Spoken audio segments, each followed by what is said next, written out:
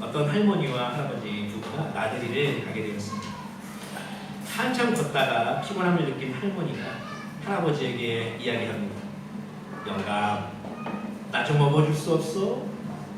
할아버지는 업어주기 싫었지만 나중에 들을 잔소리가 겁이 나서 할머니를 업어주었습니다. 그리고 업혀가던 할머니가 조금 미안하셨던지 이렇게 말씀합니다. 영감, 나 무겁지? 그러자 할아버지가 대답합니다. 그럼 엄청 무겁지. 할머니가 왜? 하고 대묻자 할아버지는 머리는 돌덩이지, 얼굴은 철판이지, 간은 부었으니까 그렇지 하고 대답했어요. 이제 돌아오는 길에 할아버지가 다리를 다쳤습니다. 아이고, 내가 다리가 아파. 나 좀 업어주라. 할머니가 갈 때 일도 있고 해서 할아버지를 업어주었습니다. 이에 미안한 마음에 할아버지가 할멈, 나 무겁지? 라고 말하면 자기를 따라할까 봐 할멈, 나 가볍지? 이렇게 물어봤어요. 할머니가 이렇게 대답합니다. 그럼 가볍지? 머리는 비었지? 입은 싸지? 허파엔 바람만 잔뜩 불었으니까. 아무리 친한 사이라도 서로 좋지 않은 말을 건네지 말자, 이런 교훈이 있습니다. 좋은 말만 건네자라는 교훈을 주는 이야기예요. 우리나라 속담에도 한마디로 정리하는 속담이 있죠. 말 한마디로 천냥빚을 갚는다. 우리의 언어 생활이 어떤지에 따라서 삶의 열매들이 달라진다는 것을 의미하죠. 오늘 본문은 우리의 말과 또한 언어생과 생활과 또한 그런 태도들에 대한 교훈을 담고 있는 말씀이에요. 그래서 오늘은 이와 관련해서 말씀의 제목이 지혜로운 자는입니다. 지혜로운 자는 이라는 제목으로 말씀 나눌 때 우리에게 큰 도전과 은혜가 있기를 소원합니다. 오늘 본문이 기록된 잠언은 언어 생활에 있어서 두 가지 부류의 서로 대조된 부류를 담고 있습니다. 한 부류는 미련한 자의 부류고요. 또 한 부류는 지혜자의 부류입니다. 미련한 자와 지혜자. 여러분, 사람은 지혜자가 되기는 굉장히 어렵지만 미련한 자가 되는 것은 너무나 쉽습니다. 지혜자가 되려면 엄청난 시간과 노력이 필요합니다. 하지만 미련한 자가 되기 위해서는 많은 시간이나 노력은 필요치 않죠. 여러분, 우리가 흔히 바라는 성공이라는 것, 그 성공도 하루아침에 이룰 수 없는 일이죠. 어렵죠. 근데 지혜자가 되는 것도 마찬가지죠. 하루아침에 되는 것이 아닙니다. 반면 성공 하루아침에 실패로 바뀔 수 있지만 마찬가지로 지혜자도 지혜자 같이 산다고 해도 하루아침에 한순간에 미련한 자와 같이 될 수도 있는. 여기서 질문 하나를 드리겠습니다. 여러분은 지혜자가 되고 싶나요? 미련한 자가 되고 싶나요? 질문을 하고 보니까 질문 자체가 미련한 것 같죠. 여러분, 그 누구도 실패하고 싶은 사람은 없습니다. 마찬가지로 미련한 자가 되고 싶은 사람은 한 사람도 없어요. 근데 실패하고 싶지 않다고 해서 계속 실패하지 않는 것도 아닙니다. 그죠? 마찬가지로 미련한 자가 나 되고 싶지 않아 한다고 해서 미련한 자가 되지 않는 것이 아닙니다. 무슨 말입니까? 내가 그렇게 되기를 바란다고 해서 그렇게 되지는 않는다라는 것이죠. 우리나라에서 가장 좋은 대학을 서울대로 이야기를 하죠. 근데 가령 서울대를 지원할 수 없는 학생이 나는 서울대를 반드시 갈 거야. 서울대를 갈 수 있습니다. 할렐루야! 하면서 막 했다고 해보세요. 선포했다고 해보세요. 근데 수백 번 그렇게 외친다고 해서 그 학생이 서울대를 갈 수 있나요? 서울대를 갈 수 없어요. 말로만 서울대 간다고 해서 서울대 갈 거면 다 가죠. 그죠? 서울대에 들어가기 위해서는 뭐가 필요합니까? 얼마나 바라느냐가 아니라 내가 들어갈 수 있는 실력이 있느냐가 중요합니다. 마찬가지입니다. 우리가 지혜자가 되기 위해서 나는 지혜로워, 나는 지혜자가 될 거야 라고 외치기만 한다고 되는 것은 아닙니다. 지혜자다운 삶을 살도록 노력해야 함을 기억해야 된다는 것이죠. 오늘 잠언의 말씀을 통해서 미련한 자의 인생이 아닌 지혜자의 인생으로 살아가겠노라 이 시간 다짐을 봅니다. 오늘 본문은 미련한 자와 지혜로운 자의 삶을 대조하고 있어요. 그렇다면 미련한 자와 지혜자의 그 다른 점이 무엇일까요? 무엇이 다를까요? 여러분 15절 말씀을 먼저 한번 읽어보겠습니다. 15절 시작. 미련한 자는 자기 행위를 바른 줄로 여기나 지혜로운 자는 권고를 듣느니라. 아멘. 무엇입니까? 지혜자가 무엇이 다릅니까? 지혜자는 다른 사람의 권고를 듣는다라는 것입니다. 우리가 살아가다 보면은 자기 행위가 또 자기 말이 늘 옳다고 여기는 사람이 있습니다. 어디에 있나요, 그런 사람들이? 내가 그런 사람일 수 있고, 또한 우리 주위에도 그런 분들이 더 있습니다. 물론 이제 그분들의 행위나 그 사람의 말이 옳을 때가 있습니다. 그러나 사람은 완벽하게 그럴 수 없습니다. 더구나 세상에는 나와 다른 생각을 가진 사람들이 많습니다. 꼭 나와 다른 생활 방식으로 살아가는 사람도 많아요. 그렇죠? 우리는 그런 사람들과도 소통하면서 살아갑니다. 그러한 우리 주위 환경을 볼 때에도 우리가 늘 옳은 행위, 늘 옳은 말만 하는 것은 불가능에 가깝다고 생각되죠. 여러분, 근데 성경은 자기 행위를 바른 줄로 여기는 사람을 이렇게 말합니다. 미련한 자. 반면 지혜로운 자는 어떤 삶의 태도를 보인다고 했습니까? 다른 사람이 하는 권고의 말을 듣는다라고 했습니다. 여러분, 그러면요, 권고의 말을 듣지 않는 사람은 그 이유가 뭘까요? 하나는 자기 말과 생각이 옳기 때문이고, 또 자존심이 상하는 것 같아서 인정할 수 없는 게, 또 진짜 그 사람의, 나한테 말하는 사람의 말이 옳지 않기 때문에 권고를 듣지 않을 수도 있겠죠. 그러나 분명한 것은 지혜로운 사람은 다른 사람의 권고에도 귀를 기울이지 않는다. 여러분, 저와 여러분은 어떻습니까? 혹시 나의 생각과 내 말은 옳은 것으로 여기며 다른 사람의 말에는 귀를 기울이지 않는 혹시 삶을 살고 있지는 않나요? 혹시 내가 다른 사람들의 권고의 말, 이건 이렇게 하는 게 좋다 하는 권고의 말에 귀를 기울이는 사람입니다. 구약성경 사무엘하 16장에 보면 이스라엘의 첫 번째 왕이었던 사울의 친족 중에 시므이라는 사람이 있습니다. 그 시므이라는 사람이 다윗 왕에게 저주하는 내용을 담고 있습니다. 잠깐 그 내용을 봅니다. 사무엘하 16장 7절에서 10절에 시므이가 저주하는 가운데 이와 같이 말하노라. 피를 흘린 자여 사악한 자여 가거라. 가거라. 사울의 족속의 모든 피를 여호와께서 내게로 돌리셨도다. 그를 이어서 네가 왕이 되었으나 여호와께서 나라를 네 아들 압살롬의 손에 넘기셨도다. 보라, 너는 피를 흘린 자이므로 화를 자초하여야 되리라 하는지라. 스루야의 아들 아비새가 왕께 여짜오되 이 죽은 개가 어찌 내 주 왕을 저주하리이까. 청하건대 내가 건너가서 그의 머리를 베게 하소서 하니 왕이 이르되 스루야의 아들들아, 내가 너희와 무슨 상관이 있느냐. 그가 저주하는 것은 여호와께서 그에게 다윗을 저주하라 하시니 네가 어찌 그리하였느냐 할 자가 누구겠느냐. 여러분, 이 시므이라는 사람은 다윗 왕을 그토록 괴롭히고 죽이려 쫓았던 사울 왕의 친족입니다. 그러면 사실 다윗이 왕이 됐을 때 멸절했어야 되는 사람 중에 한 명이에요. 거기다가 왕인 다윗을 감히 저주하다니 다윗의 입장에서는 시므이를 죽이는 것이 당연합니다. 그런데 그럼에도 불구하고 다윗의 행위는 굉장히 놀랍죠. 신하들의 분노에 찬 말에도 전혀 요동하지 않습니다. 그것을, 그 시므이가 저주하는 것을 하나님의 메시지로 받아들이고 있습니다. 이게 다윗의, 지혜로운 다윗의 태도입니다. 이렇게 지혜로운 사람은요, 다른 사람의 말에서도 하나님의 메시지를 발견한다는 사실을 기억해야 됩니다. 내게 말하는 사람이 어떤 사람이든 그 사람이 부유하게 보이는 사람, 가난해 보이는 사람, 잘생긴, 못생긴, 건강한 아이들, 여러분, 그 사람의 권고한 말 가운데 내가 깨닫는 것이 있다면 겸손하게 하나님의 메시지를 듣는 저 여러분 될 수 있겠습니다. 여러분, 내 말이 옳다 하는 교만을 버리고 타인의 말을 귀담아 들으면 하나님께서 우리에게 말씀하시는, 그래, 너는 미련한 자가 아니라 지혜자다 라고 인정하실 줄 믿습니다. 그러한 겸손함이 우리에게 있을 수가 없습니다.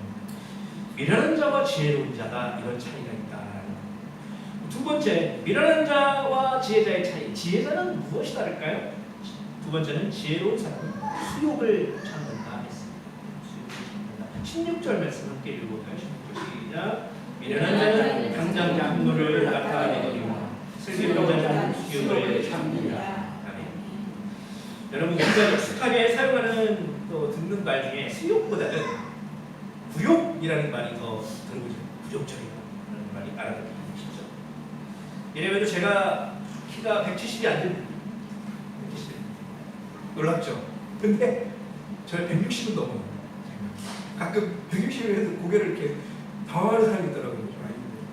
늘 키와 관련해서 여러분 구력 생각할 때 제가 생각되는 게 세가적으로 오신 힘찬 형제님 오셨어요. 이럴 때 내가 174. 저희 형수님 168인데 형수님 앞에 설 때도 제가 구력적일 때가 있는데 근데 174인 우리 인자 선생님 보니까 야 진짜 엄청 반갑거든요.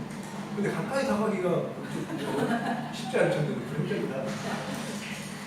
제가 가까이 가면 그 올려다보는 얼굴의 각도가 커지기 때문에 뒤로 가야 이렇게 일찍 씁니다. 농담입니다. 굴욕적이진 않아요. 굴욕이라는 단어의 뜻이 원래는 남에게 억눌려 업신여기를 받는다는 뜻이에요.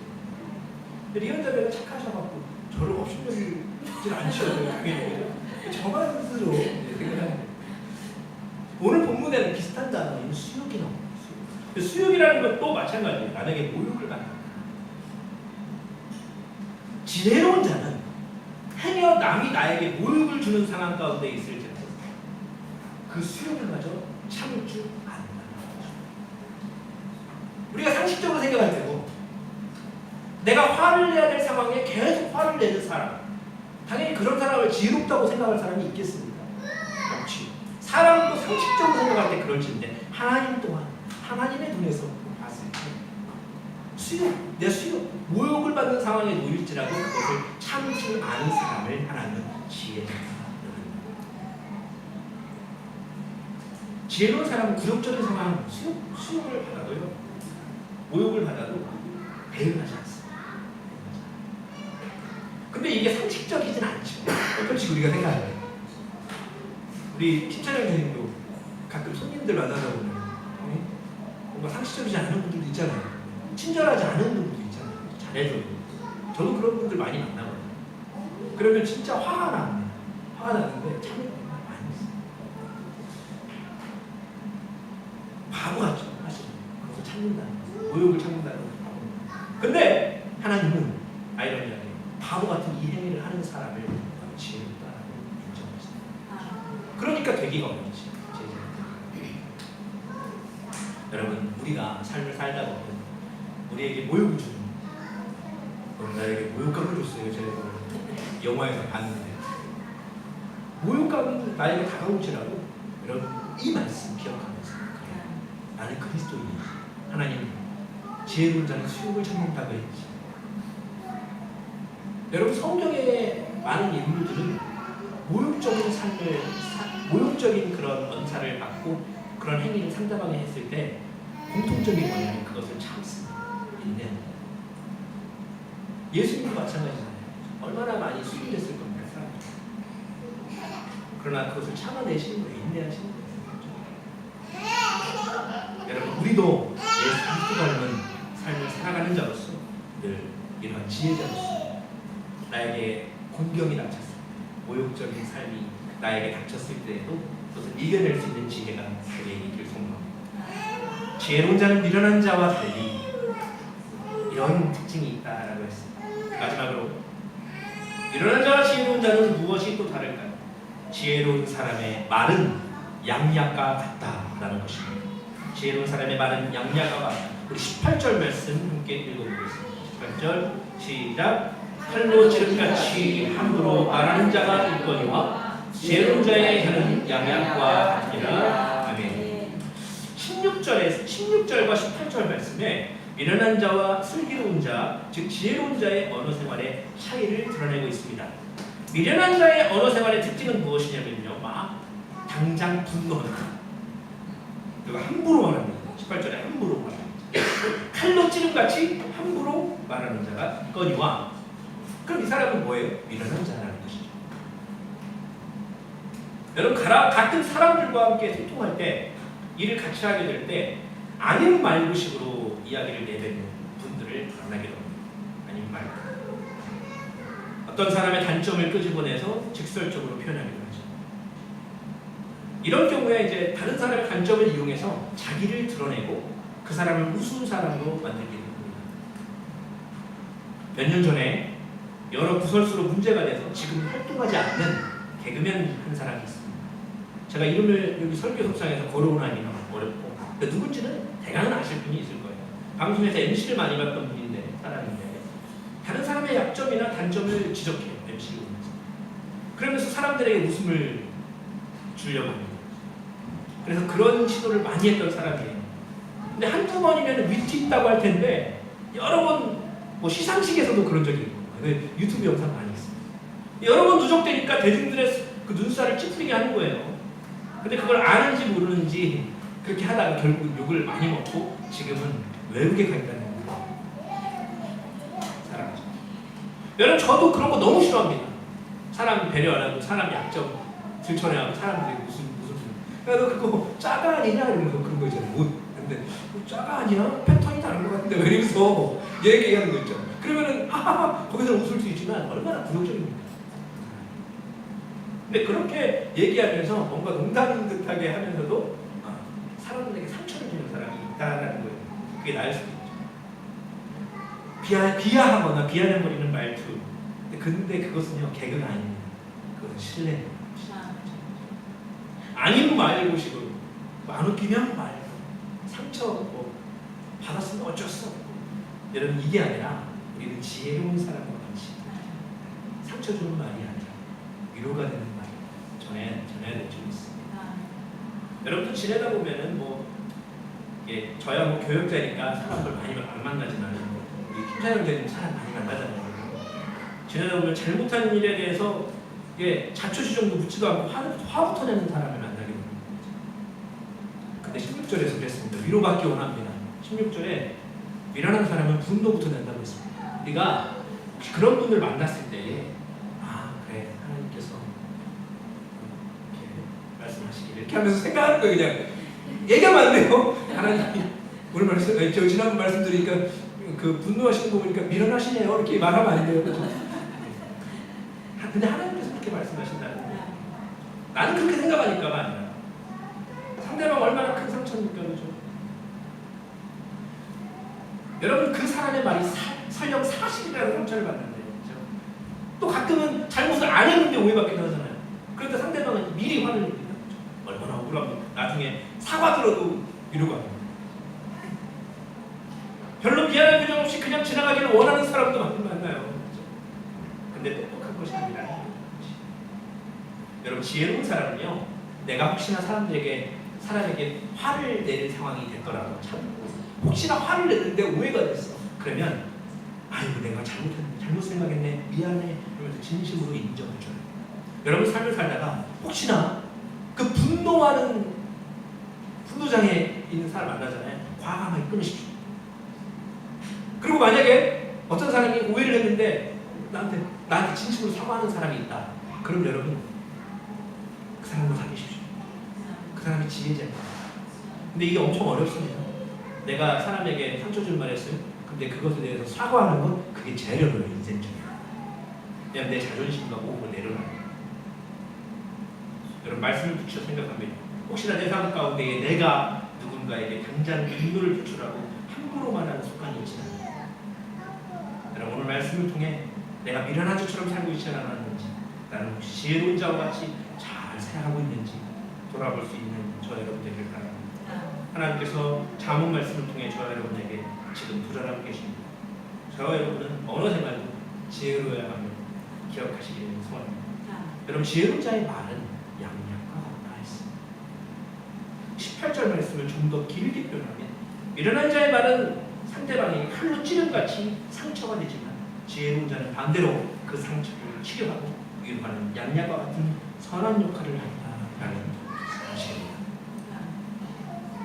사람을 통해 사람은 상처를 받습니다. 그러나 우리가 얘기하곤 합니다. 사람을 통해 사람은 위로를 받습니다. 하나님이 뭐 만져주시면 좋겠죠. 근데 하나님 만져주신다 누가 만져주셨다 하나님 믿을 사람 안 믿을 사람 한 사람도 없을 겁니다. 그렇죠?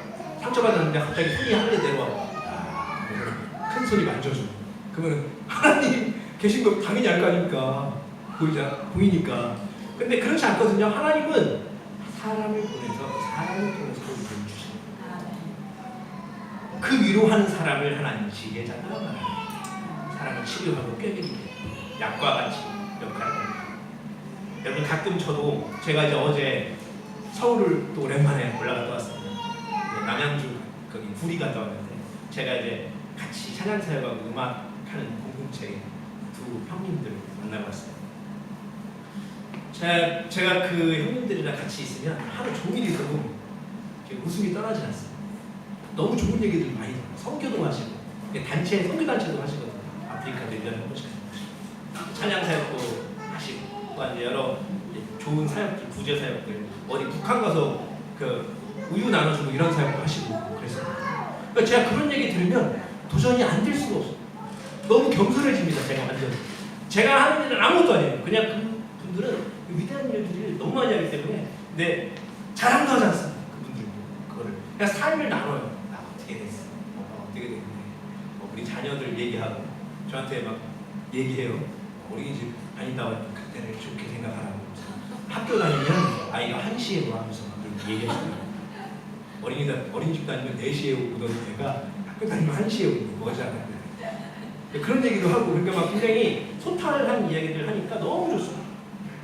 근데 그런 분들을 만나면 여러분들도 그런 분들 있죠 주위에. 그런 분들을 만나면 이야기하다 보면은 우리가 저 사람 진짜 참 예쁘게 말한다. 저 사람과 같이 있으면 너무 편하다 이런 생각이 드는 사람이 있어요. 진짜 위로가 되죠, 힘이 되죠, 충전이 됩니다. 어떤 사람과 함께 있으면 방전이 되는 경우가 있죠. 말 들어보면 고난의 연속이 그런 거. 근데 고난을 헤쳐나갈 생각은 없고 조언해줘도 그것을 안 받아들이는 분들에게 그만큼 방전이 되는 거죠. 물론 그런 분들에게도 우리가 필요해요. 우리가 충전해서 그런 분들에게서 위로를 해줘야죠. 그러나 여러분 내가 다른 사람들에게 이렇게 충전을 줄 수 있는 사람들이지. 내가 그냥 이제 말을 예쁘게 하는 것도 그 사람에게 충전이 되게 만드는 거예요. 위로가 되게 만드는 쓰고 있어. 내가 왜 이렇게 고생하면서 사냐 이게 아니에요. 고생하고 싶어서 합니까? 그게 아니라 너 왜 사서 싶어하냐 이게 아니라 야 너 고생 많았구나 이렇게 얘기하는 거예요. 그러면 얼마나 위로가 될 것 같아요. 돈이 없어요. 돈이 없는 거야. 야 네가 이렇게 사니까 돈이 없는 거야 이게 아니라 내가 보니까 이렇게 살다 보면 열심히 살다 보면 하나님 주시네 이렇게 위로를 합니다. 여러분 그런 사람을 더 만나고 싶게 만드는 거예요. 그 사람은 지혜로운 여러분 우리의 한마디 한마디가 그리스도의 살이 담긴 양약과 같기를 소원합니다. 우리의 한마디가 어떤 사람에게 자살하려고 했던 사람에게 도움이 될 수 있는 거예요. 제가 일반 음악도 쓰잖아요. 제 노래 중에 잘하고 있어요라는 노래가 있습니다. 사람들에게 위로를 주는 노래인데 그 노래를 멜론에 댓글을 어떤 고등학생 3학년 학생이 수험생이 댓글을 달았거든요. 자기가 너무 어렵고 공부를 해도 안 돼서 너무 어려워서 잘못된 생각까지 생각했는데 근데 이 노래를 듣고 굉장히 위로를 받고 있습니다 라고 댓글을 달았어요. 그래서 제가 너무 감사합니다 하고 했는데 제가 그걸 보면서 그래 이 하나의 노래가 사람을 위로하는 우리 한마디가 그렇다. 여러분 더구나 여러모로 어려운 요즘인데 저와 여러분이 하는 말들을 통해 행동을 통해 삶이 고단하고 힘든 사람들이 더 위로받고 회복되는 열매가 있기를 소망합니다. 말씀 정리하겠습니다. 이번 한 주간에 이제 새로운 걸음을 걸어갈 때 다소 부족하더라도 부단히 지혜로운 자와 살아가기를 힘쓰기를 소원합니다. 어떤 삶을 살아야겠습니까? 겸손함으로 사람들의 권고의 말을 경청하고 그 안에서 하나님의 뜻을 발견하고 또 우리의 말을 통해서 사람들을 위로하고 세워주는 복된 언어 생활과 태도로 나가는 저 여러분의 믿음의 삶이 되기를 간절히 소망합니다. 기도하겠습니다.